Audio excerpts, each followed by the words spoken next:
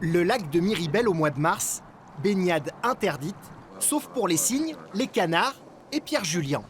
À 22 ans, ce nageur émérite, étudiant en école d'ingénieur, s'est lancé dans un défi fou, être le plus jeune Français à traverser la Manche à la nage.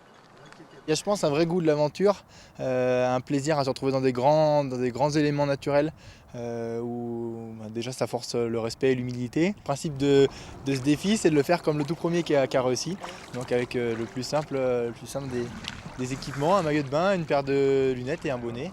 À chaque fois, l'entrée dans l'eau est lente et difficile. J'ai 19. Il faut que le corps de Pierre Julien s'habitue. On verra, on fera peut-être pas un grand tour. Le jeune homme s'entraîne depuis 6 mois pour cette aventure, à raison de 20 heures par semaine.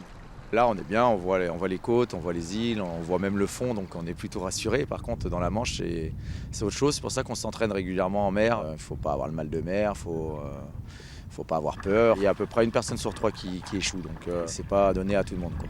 En juillet, lorsque Pierre Julien se jettera dans la Manche, la température de l'eau sera d'environ 15 degrés. Sa traversée devrait durer 10 heures minimum. Comment son corps pourra-t-il supporter de telles conditions? Rémi Poupelos est étudiant en Master 1 de recherche dans le sport. Grâce à ces capsules que Pierre Julien avale, il peut mesurer toutes ces évolutions de température.